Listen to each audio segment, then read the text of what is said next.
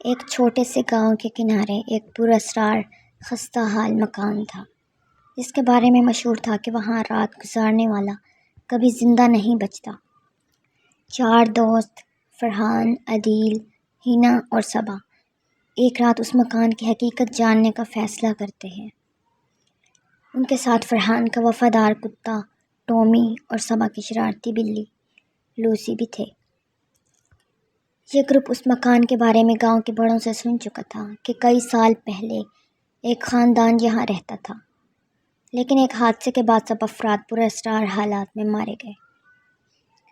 مکان کے بیچ میں رکھا ہوا بستر بدنام ہو چکا تھا، کیونکہ کہا جاتا تھا کہ وہی ان اموات کی اصل وجہ ہے۔ لوگوں کا ماننا تھا کہ اس بستر پر شیطانی قوتوں کا قبضہ ہے۔ فرحان نے کہا، ہمیں یہ راز جاننا ہوگا کہ آخر بستر کے ساتھ ایسا کیا مسئلہ ہے۔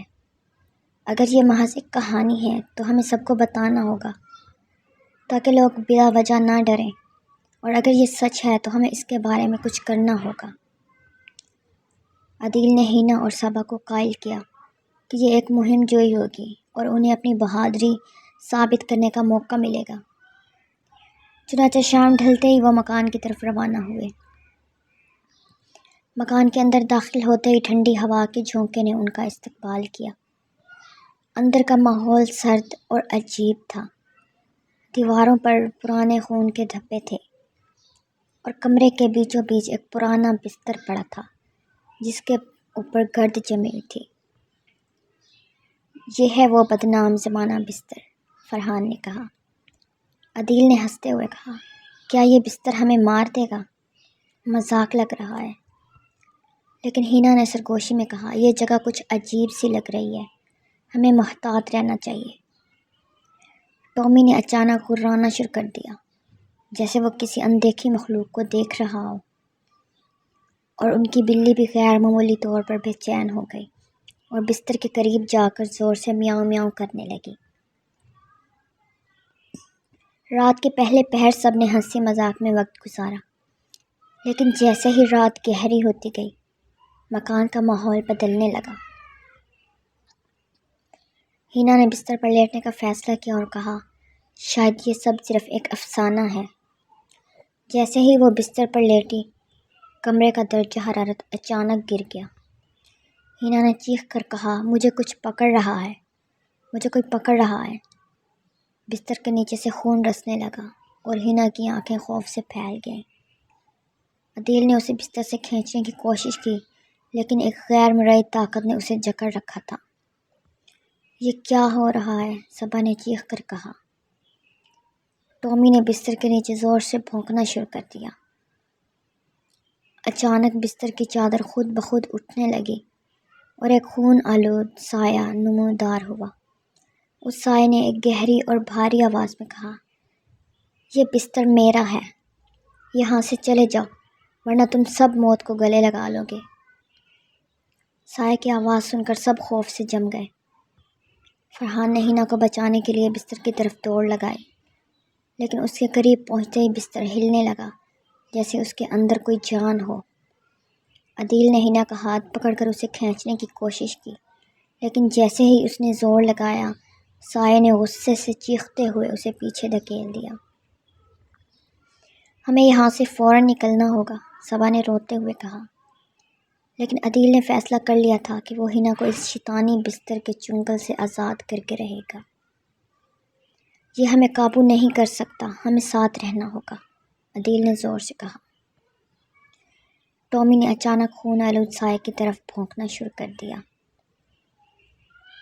لوسی، جو عام طور پر شرارتی ہوتی تھی، غیر معمولی طور پر بستر کے قریب چڑھ گئی اور اپنے پنجے سائے کی طرف مارنے لگی۔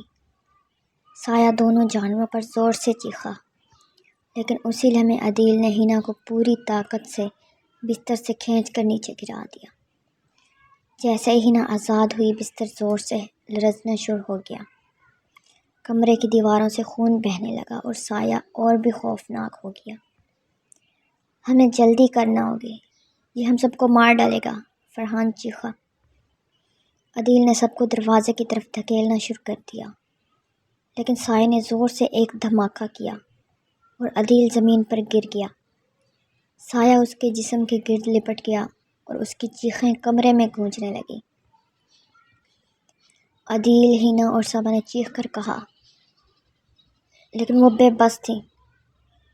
سایہ عدیل کو کھینچتے ہوئے بستر کے اندر لے گیا اور اس کا جسم وہاں سے غائب ہو گیا۔ بستر کی چادر خون میں بھیگ گئی اور کمرے میں ایک خوفناک خاموشی چھا گئی۔ فرحان نے جان لیا کہ اگر وہ رکے تو ان سب کی موت یقینی ہے۔ اس نے سب کو کھینچ کر باہر نکالا۔ ٹومی اور لوسی بھی ان کے پیچھے دوڑتے ہوئے مکان سے نکلے۔ گھر سے باہر آتے ہی مکان کے دروازے خود بخود بند ہو گئے اور اندر سے زور زور کی دھماکہ خیز آوازیں آنے لگیں۔ سب نے دور بھاگ کر گاؤں کی طرف رخ کیا۔ سب کے دل عدیل کے نقصان پر ٹوٹ گئے تھے۔ ہینا اور صبا مسلسل روتی رہیں اور فرحان نے قسم کھائی کہ وہ اس بستر کی حقیقت جان کر رہے گا تاکہ عدیل کی موت بے معنی نہ ہو۔ رات کے اس خوفناک واقعے کے بعد سب نے عہد کیا کہ وہ دوبارہ کبھی اس مکان کے قریب بھی نہیں جائیں گے، لیکن ان کے ذہن میں یہ سوال ہمیشہ کے لیے رہ گیا، کیا وہ سایہ واقعی بستر کا محافظ تھا یا اس کے پیچھے کوئی اور شیطانی راز تھا؟ فرحان نے آ کر سب کو بتایا کہ عدیل ہمیں چھوڑ کر چلا گیا ہے، لیکن ہمیں اس کے لیے اس مکان کی حقیقت سامنے لانی ہوگی۔ ہینا اور صبا نے اسے روکنے کی کوشش کی، لیکن فرحان نے ان سے وعدہ لیا کہ وہ ایک دن اس بستر کی لعنت ختم کر کے رہیں گے۔ گاؤں کے لوگ آج بھی اس مکان کو دور سے دیکھتے ہیں اور کہتے ہیں کہ رات کے وقت وہاں سے چیخوں کی آوازیں آتی ہیں۔ بستر کا راز اب بھی دفن ہے اور شاید ایک دن کوئی اور گروپ اس شیطانی بستر کا سامنا کرے گا۔